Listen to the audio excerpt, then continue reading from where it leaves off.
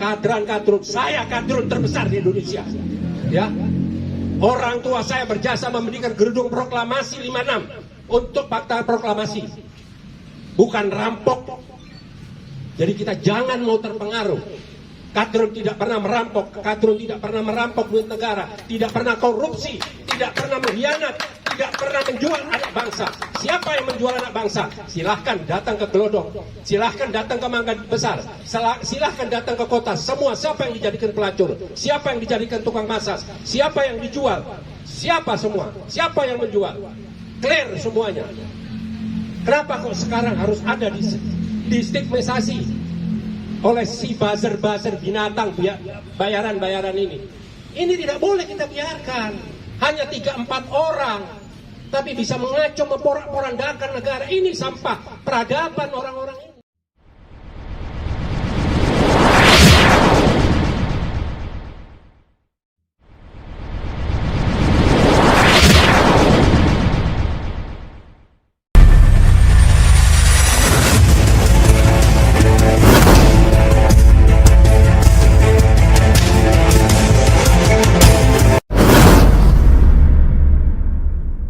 Kita rasakan sama-sama hari ini, di saat Tuhan kita bisa bertoleransi, tapi hanya karena sertifikasi kita didiskriminasi dan diintimidasi. Nah, jadi kita lanjutkan acaranya sekarang dari perwakilan ulama, Ustadz Yusuf Marta. Beliau antum dulu, nggak berani kita ngelewatin. Kepada beliau kami persilahkan, Ustadz.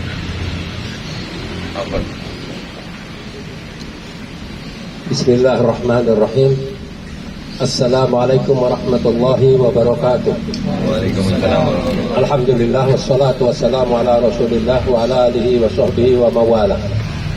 Alhamdulillah, kita panjatkan puji dan syukur kehadirat Allah Subhanahu wa taala pada hari ini yang tanpa disangka-sangka kita dapat berkumpul dalam keadaan sehat walafiat dengan beberapa tokoh-tokoh nasional yang konsisten dan istiqomah dalam perjuangan, dan termasuk para awak media, rekan-rekan media yang selalu senantiasa mau meluangkan waktunya untuk meliput acara demi acara.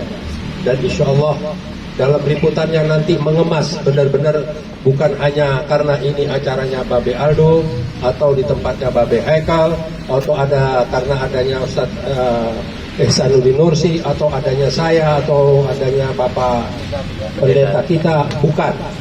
Berpikirlah secara jernih bahwa negara kalian lagi terancam. Kenapa saya menyatakan begitu? Karena lahirnya Majelis Penderitaan Rakyat itu adalah sudah sesuatu tanda-tanda bahwa Majelis Permusyawaratan Rakyat hampir mandul, termasuk Dewan Perwakilan Rakyat yang mandul dan dimandulkan. Mereka tadinya kiri, nggak punya apa-apa. Setelah mereka pegang jabatan sebagai parlemen, mereka gagah perkasa dengan jas dan pakaian yang mewah, mobil mewah. Karena apa? Setorannya sudah, pengeluarannya sudah balik semua. Apa yang dibuat kepada negara ini? Nol besar. Kalau kita bicara toleransi, saya paling maaf ya, paling jijik bicara toleransi. Toleransi apa? Tanah, bumi, hasil alam habis masih mau bicara toleransi. Toleransi apa yang dituntut lagi sekarang? Toleransi apa? Apakah pribumi harus habis, dihanguskan? Tolong jangan berpikir kalau kita berjuang, umat Islam bersuara keras, ini adalah umat Islam selalu tidak bisa tenang. Tidak, karena umat Islam memang selalu ada di garda terdepan. Mari non-Islam yang akan berjuang bersama-sama, buktikan akan bersama dengan kita semuanya, berjuang demi menyelamatkan negara dan bangsa. Ini bukan main-main, ya. PPKM diadakan, berkepanjangan, diperpanjang, tapi tenaga kerja asing dibiarkan masuk. Kenapa sih kok cuman LBP aja nggak ada yang berani? Apa sih kelebihannya LBP? LBP nggak ada apa-apanya, kosong di mata saya kok. Maaf ini ya, bukan saya arogan atau saya mau ini, tidak. Saya tidak peduli lagi kok. Apa sekarang? Seorang menteri bisa menguasai seluruh tugas dan jabatan, berarti kabinet yang lain mandul. Memang sengaja dipasang orang-orang mandul semuanya. Contoh seperti Menteri Kesehatan Dr. Terawan. Kenapa begitu berbeda pendapat langsung disingkirkan? Dan kenapa penggantinya tidak lebih hebat dari Dr. Terawan? Karena Dr. Terawan adalah orang yang punya pengalaman dan pernah mengeluarkan satu metode stem cell yang pasiennya orang-orang kaya, orang-orang besar, orang-orang pejabat tinggi dengan biaya tinggi. Berarti dia tidak mau resiko, tapi yang lainnya mengandung resiko. Ini semua hanya siasat. Di mana ada perampokan yang sebelum dilakukan sudah dibuat payung hukumnya. Ini negara mau jadi dibawa kemana? Kadrun, saya kadrun terbesar di Indonesia. Ya, orang tua saya berjasa memberikan gedung proklamasi 56 untuk fakta proklamasi, bukan rampok. Jadi kita jangan mau terpengaruh. Kadrun tidak pernah merampok, kadrun tidak pernah merampok duit negara, tidak pernah korupsi, tidak pernah mengkhianat, tidak pernah menjual anak bangsa. Siapa yang menjual anak bangsa? Silahkan datang ke Glodok, silahkan datang ke Mangga Besar, silahkan datang ke kota. Semua siapa yang dijadikan pelacur, siapa yang dijadikan tukang masak, siapa yang dijual, siapa semua, siapa yang menjual, clear semuanya. Kenapa kok sekarang harus ada di stigmatisasi oleh si buzzer-buzzer binatang bayaran-bayaran ini? Ini tidak boleh kita biarkan. Hanya 3-4 orang, tapi bisa mengacau, memporak-porandakan negara ini. Sampah peradaban orang-orang ini tidak bisa dibiarkan. Jadi saya selalu mendukung. Waktu Babe Ado datang pada saya, dia menceritakan jalan Anda dengan versi yang berbeda. Kita butuh skoci, kita butuh kesadaran semua. Hari ini saya bicara untuk media. Berkali-kali setiap saya jumpa pers, tolong media proporsional, kemas berita. Saya mau tanya, kalau kita diam, kita sudah diberangus, kita sudah ditahan, terus kalian mau dijadikan apa? Mau diangkat? Mau dikasih jabatan? Enggak, kalian akan dihabisi. Mau bangsa apa saja, mau agama apa saja, termasuk Pak Pendeta. Jangan diam, jangan menyerah Pak. Ini ada satu suku yang memang ingin menyingkirkan Indonesia. Setelah diambil hartanya, setelah dijadikan konsumen, setelah diperas seluruh hartanya, sekarang mau disingkirkan, mau dimarginalkan. Ini tidak boleh kita diamkan. Apa yang dilakukan oleh pemerintah? Hanya cuma bagi-bagi. Mana presiden kok levelnya bagi-bagi makanan, dilempar-lempar sama begini doang? Gak ada menteri, gak ada yang bisa ditugaskan. Gak usah bilang, buat sistem. Dari mulai, kalau nggak salah nanti mungkin Bang Esa lebih detail secara angka. Dari mulai 70 triliun menjadi 400 triliun. Tapi yang dialokasikan untuk COVID-nya adalah 70 triliun. Naik jadi 800 triliun atau 700 triliun. Kemana itu duit semua? Kemana duit? Kalau bapak-bapak media ini saya kasih tolong ya, saya pernah jadi bendahara di Majelis Ulama Indonesia yang bekerja sama dengan BNPB. Silahkan, buru-buru jangan nunggu, Senin pagi datangi BNPB. Lihat di parkiran, nggak ada mobil yang ini, semua mobil mewah, semua supplier yang ada di sana. Jadi kita dijadikan objek. Setelah itu kita dijadikan objek penjualan PCR, antigen. Setelah itu kita dijadikan objek untuk vaksin. Kemarin di TV One saya mendengar ada 2 dokter berdiskusi bahwa vaksin ini hanya cuma bertahan 1,5 bulan. Kenapa ada vaksin yang kedua akan bisa berjalan 3 bulan? Kenapa ada booster akan berjalan 6 bulan? Loh, ini apa ini? Ya memang orang nggak mampu gitu loh. Dari kota kecil, saya bukan mengerdilkan kota Solo, tidak. Belum siap. Dibawalah ke kota Jakarta. Siapa yang bertanggung jawab? Siapa yang bawa? Sudah transparan di TV dikelihatan NPP dan Prabowo dan Hasim yang membawa.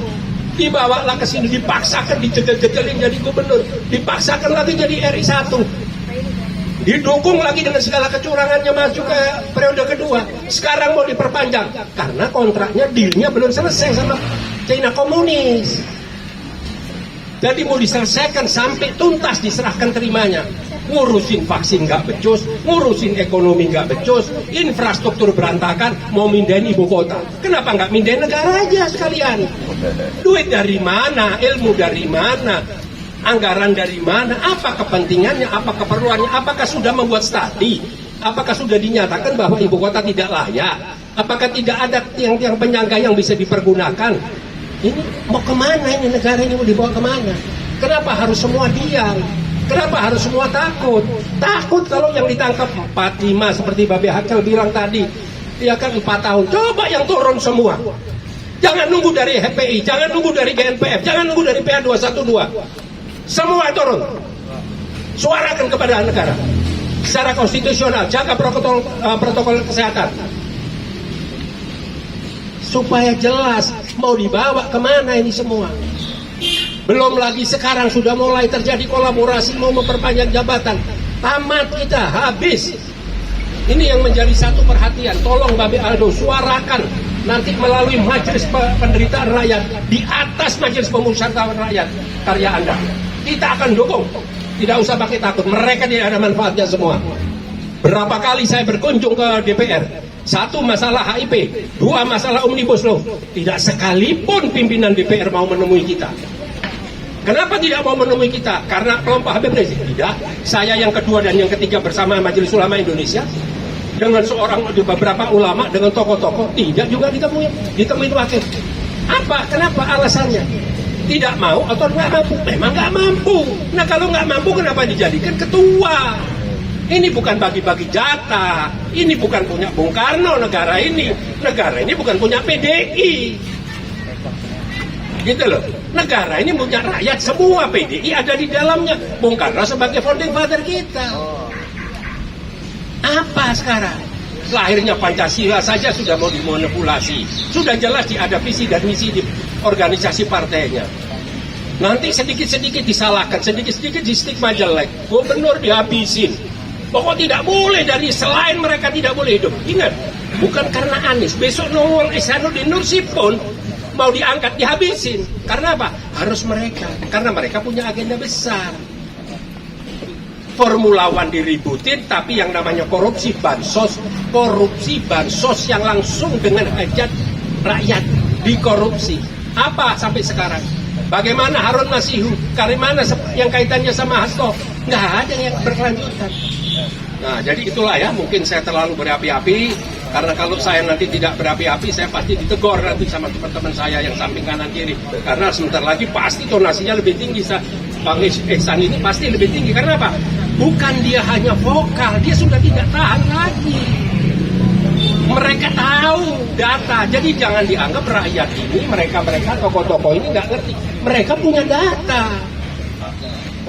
Mereka tahu semua di mana kesalahan-kesalahan ini ada. Nah, bagaimana kasus tentang Habib Rizik dan kawan-kawan?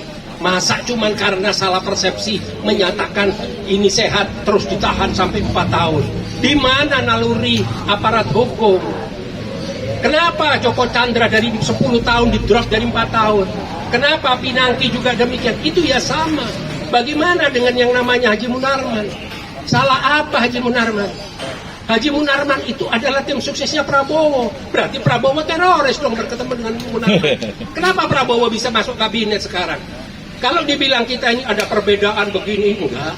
Prabowo itu yang kita angkat, yang kita dukung, kita junjung di atas kepala. Kita kumpulin duit dari rakyat, dari masyarakat berkarung-karung. Sembayang juga enggak kok. Adiknya misionaris. Enggak ada, kita bukan itu. Kita pingin adanya pergantian presiden karena kita menganggap presiden kurang layak untuk mensejahterakan rakyat, untuk berbuat pada negara. Tidak punya konsep, semuanya dadakan. Nah, inilah yang harus kita tidak bisa tinggal diam. Apakah kita melalui konstitusional, apa tidak? Yang tanya setiap perjuangan kita tidak pernah tidak konstitusional. Belum pernah kita menyikapi segala sesuatu langsung turun orasi, tidak. Kita menyurat, kita buat surat ke DPR. Sekali, 2 kali, 3 kali, barulah kita melakukan aksi. Jadi itulah yang dapat saya sampaikan. Insya Allah perjalanan Majelis Penderitaan Rakyat ini levelnya di atas Majelis Permusyawaratan Rakyat. Amin. Ya, jangan ada rasa takut. Semua perjuangan penuh resiko. Hasilnya biarlah rakyat dan nanti yang menikmatinya. Kita tidak usah mikir. Ini kebetulan ada pakar hukum kita juga yang alhamdulillah selalu mendampingi Haji Munarman. Saya sudah berkunjung kepada beliau 2 kali. Ya, insya Allah saya yakin. Saya berteman dekat dengan Munarman. Munarman memang orang keras, Munarman memang orang tegas. Tapi kalau Munarman ada unsur namanya teroris, saya tidak mungkin mau duduk dengan Haji Munarman. Itu semua bohong besar. direkayasa, dikait-kaitkan. Di mana ada seminar, di mana ada pembayatan, itu berbeda. Dengan track record Munarman yang sudah begini, yang sudah berbuat pada negara dan bangsa, itu tidak benar. Ya, jadi itu sementara yang dapat saya sampaikan. Mohon maaf kepada Babe Aldo, kepada Babe Hakel sebagai Sohibul Hajah, kalau saya mengambil waktu terlalu banyak dan mungkin terlalu bersemangat kan udah nggak kuat. Benar-benar saya udah nggak tahan. Kemarin saya juga berkomunikasi dengan Habib Rizik, Beb, lama-lama nggak tahan Beb urusin antum, Beb. Anak kepingin sudah nggak kuat lagi, anak kepingin terjun lagi, Beb. Ya, itulah yang dapat saya sampaikan, dan insya Allah saya hanya bisa memberikan informasi Habib Rizik dalam keadaan sehat walafiat, tidak kurang suatu apapun. Ke Habib Hanif juga demikian, Ustadz Sobri, Ustadz Haris Bendahara, Habib Alwi, Habib Idrus, semuanya Maman, semuanya dalam keadaan sehat walafiat.